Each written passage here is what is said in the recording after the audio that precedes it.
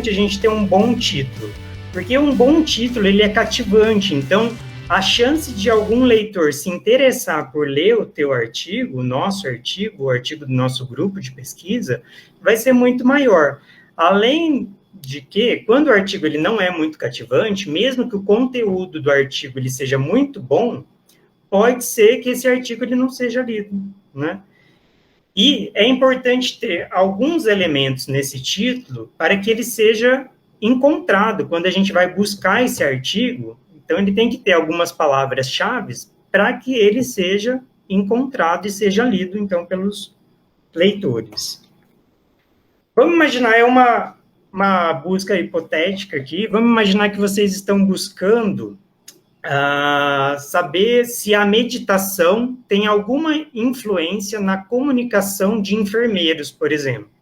E aí, nessa busca, a gente encontra 4 títulos aleatórios, que poderiam ser esses 4 títulos, até poderiam ser títulos do mesmo artigo. Mas imagina que vocês encontraram esses 4 títulos. O primeiro título, que fala Benefícios da meditação para profissionais de enfermagem, uma investigação quantitativa. O segundo, por que enfermeiros atentos se tornam melhores comunicadores. O terceiro, gurus da meditação. E o quarto, enfermeiros em movimento. Um relatório quantitativo sobre como a meditação pode melhorar o desempenho do enfermeiro. São 4 títulos bem diferentes e que vão refletir, provavelmente, um artigo diferente, uma forma de escrita diferente, né?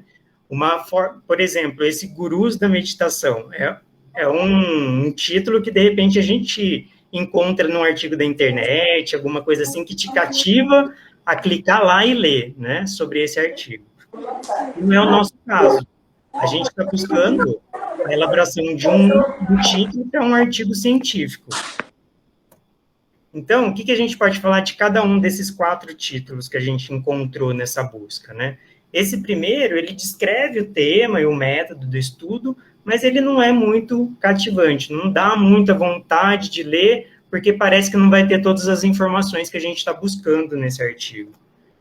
Já o segundo título, ele descreve o tema de uma forma parcial, sem fornecer muita informação sobre o método do estudo que foi utilizado, e ele parece ser um artigo assim, mais teórico, ou uma opinião do escritor, né, do autor do artigo.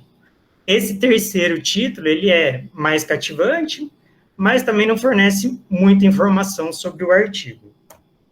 E já esse quarto título que a gente encontrou, esse sim, já é mais cativante, ele está seguido por um subtítulo que fornece as informações sobre o conteúdo e o método do estudo, né? Então, esse seria um título que a gente tem que buscar se inspirar para escrever o título do nosso artigo. Para ser um bom título do artigo, ele precisa ter 4 objetivos principais, esse nosso título. Então, a gente tem que buscar elaborar esse nosso título tentando encaixar esses 4 objetivos. Que seria, um bom título, ele deve refletir o conteúdo do artigo, ele deve ser interessante para o leitor, ele tem que refletir o tom da linguagem do artigo, mais formal, no nosso caso, e deve conter as palavras-chave para que seja fácil de encontrar esse. Numa busca científica, ele tem que ser encontrado. E, para quem tem muita dúvida na hora de redigir o título, não existe uma fórmula para escrever o título de um artigo científico. Mas, para quem está começando e tem muita dificuldade e quer seguir uma fórmula na hora de escrever o título, pode seguir essa fórmula do exemplo, que é você colocar o resultado daquele artigo e um subtítulo mostrando o método, o assunto e onde foi, qual é a amostra que você utilizou. Aí, por exemplo, tem esse título que fala que a meditação faz com que enfermeiros tenham um melhor desempenho, 2 pontos, e o subtítulo, um estudo qualitativo da meditação mindfulness em estudantes alemães de enfermagem. Então, vocês podem se basear, quem tiver com muita dúvida na hora de elaborar o título do artigo, segue essa fórmula que não vai ter erro. E o que, que a gente tem que evitar, então, na hora de fazer esse título? Evitar colocar fórmulas químicas, ao invés das fórmulas, escrever mesmo o nome do material, ou nome comum ou genérico. Evitar abreviações, a não ser que essa abreviação seja, por exemplo, RNA, DNA, porque já é amplamente conhecido. Evitar colocar expoentes numéricos ou a unidade de medida, quilômetro, metro e tudo mais. E título muito longo. Mas o que é o título muito longo? Quando a gente vai publicar em alguma revista, o ideal é a gente buscar as instruções para a gente publicar naquela revista, naquela determinada revista, porque tem algumas revistas que pedem o número correto de palavras, ou o máximo de palavras. Então, de repente, a gente elaborou um título muito legal, que a gente gostou muito, mas na hora de publicar nas normas da revista, não cabe aquele título que a gente elaborou. Então, é legal, antes da gente começar a escrever até o artigo, a gente ter em mente onde que a gente quer publicar esse artigo, para já ir vendo as normas de publicação nessa revista. E em relação às referências do artigo, por que, que a gente usa referência no artigo científico? As referências, elas dão credibilidade ao nosso artigo. Elas indicam para o leitor que as informações que estão lá no nosso artigo é baseada em evidência científica. E, além disso, quando o leitor quer se aprofundar em alguma informação que a gente colocou lá no artigo, ele vai ter o caminho para encontrar aquela informação, né? Então, com aquela referência, quem está lendo o nosso artigo vai conseguir buscar na literatura e se aprofundar naquele tema que a gente colocou como referência no nosso artigo. Só não há necessidade de colocar referência quando a gente vai falar de alguma informação que é considerada consagrada. O que são informações consagradas? Por exemplo, a gente não precisa citar o Watson e o Crick quando a gente fala que a molécula do DNA é uma dupla hélice. Isso já é uma informação consagrada, que já está em livros, então a gente não precisa referenciar. E quem que a gente deve colocar como referência? A gente sempre precisa colocar o autor original daquele achado, daquela descoberta, daquela ideia, daquela hipótese que a gente está referenciando. É um erro a gente querer referenciar o autor mais recente, colocar uma referência mais atual para falar sobre uma descoberta de um outro autor. Então, a gente sempre coloca a referência daquele autor original daquela descoberta que ele fez, tá bom? Mas a gente sempre escuta falando, mas sempre me disseram para colocar a referência mais recente. Quando que a gente coloca uma referência mais recente? Quando aquela informação que a gente está colocando, ela já foi atualizada já. Então, por exemplo, nesse caso, tem um exemplo que não faz sentido a gente referenciar um artigo lá de 1992 sobre a taxa de prevalência de HIV e AIDS na cidade do Rio de Janeiro. A gente quer saber uma informação atual, qual que é do ano passado, de 2 anos atrás, dos últimos 5 anos, né? Então, quando essa informação ela já foi atualizada, então a gente coloca a referência mais atual. E em relação à cópia de alguma parte do artigo que a gente está referenciando, eu posso copiar uma frase de outro artigo, contanto que eu cite como referência no meu artigo? Não pode. A gente não pode copiar parte de um outro artigo, mesmo que a gente coloque referência.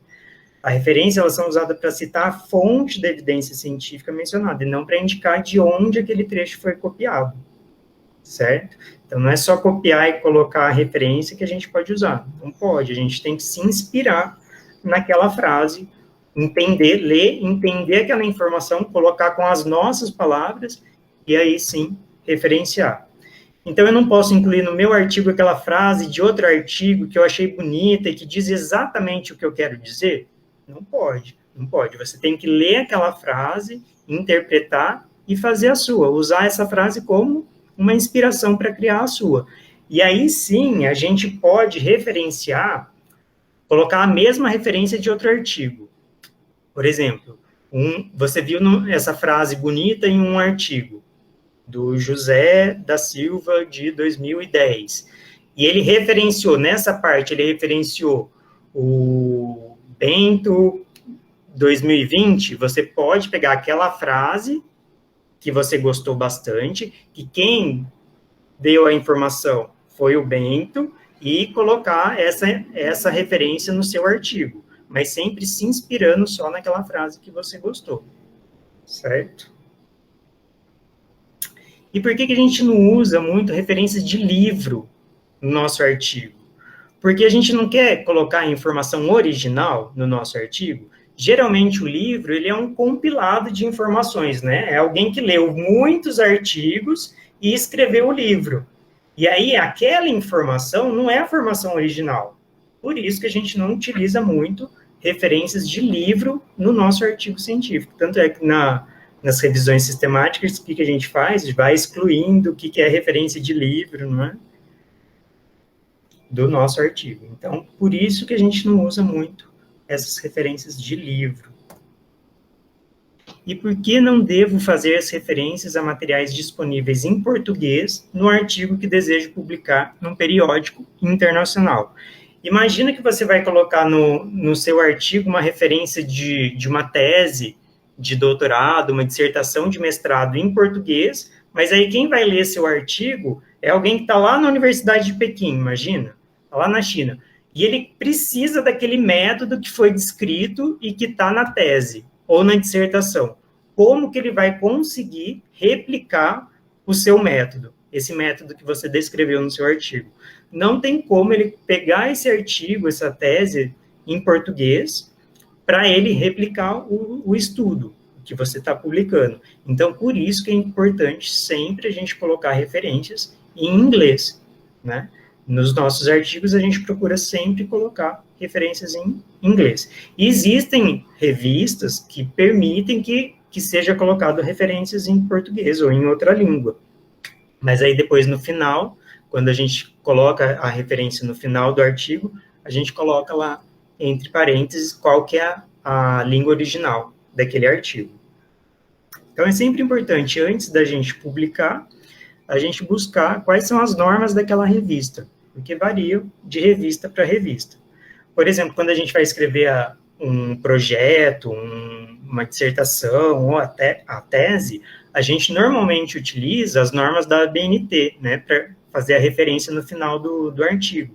Então, por exemplo, na norma da ABNT, a gente coloca o último nome, vírgula, o primeiro nome do autor do artigo, ponto final, o título do artigo, o título da revista, com o local de publicação, o volume, número do exemplar, a página inicial e final do artigo, mês, ano e o ano de publicação.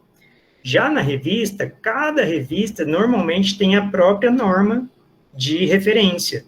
Então, você já sabe qual vai ser o tema do seu artigo, já busca aquela revista onde você quer publicar e veja as normas, como deve ser, porque às vezes a gente faz todo o artigo, está perfeito o artigo, na hora de publicar não é daquela forma que a gente fez.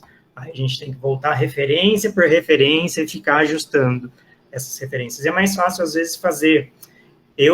Para a revista Crânio, eu já fiz um template já. Então, eu tenho um template que eu já vou escrevendo o artigo nesse template que eu montei com todas as normas da revista, para eu não esquecer no final de alguma norma.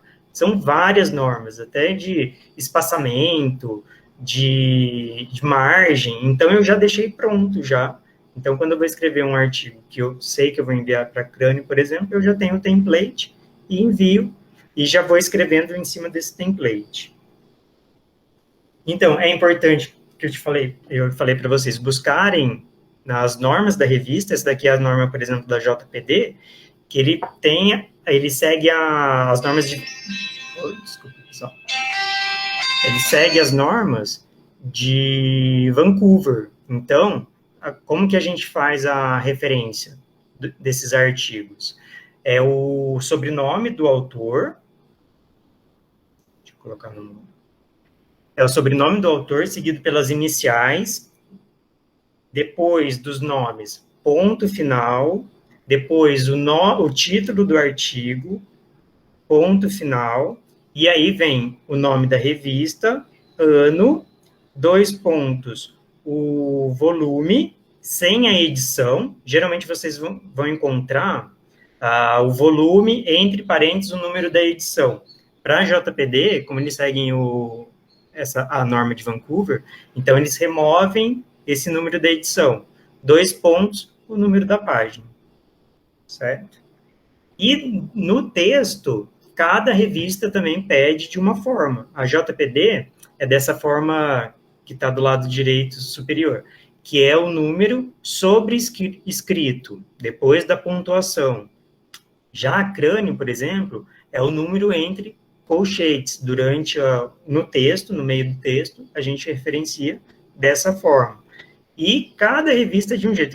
Eu enviei uma vez um artigo para uma revista que ela seguia a ordem alfabética. Então, no final, estava em ordem alfabética. Então, durante o texto, não começava no número 1. A primeira referência não era número 1. De repente, a sua primeira referência começava com Z, o nome. Então, era lá a última referência. Começava com a referência 48, 50. Então, a gente tinha que ir ajustando. Imagina você fazer isso no final. Você já está com o artigo pronto, aí depois você vai ver a norma da revista. Aí dá muito trabalho mudar isso. Então, de repente, antes de começar o trabalho, já dá uma olhada nas normas da revista, procura a revista que você quer publicar, porque vai ficar mais fácil o trabalho no final. Certo, pessoal? Bom. Obrigada pela aula, André. Foi super útil, acredito que todo mundo aproveitou as informações, porque está todo mundo chegando perto dessa etapa. Mas espero ter ajudado. De repente, até para a confecção e elaboração de um título para apresentação de trabalho em congresso, né? De repente a gente tem que mudar o título, a gente já apresentou num congresso, vai apresentar em outro, então a gente precisa mudar esse título, de repente serve essas normas para vocês também. Tá bom, pessoal? Então, bom trabalho. Tchau, pessoal. Obrigado. E até na semana que vem.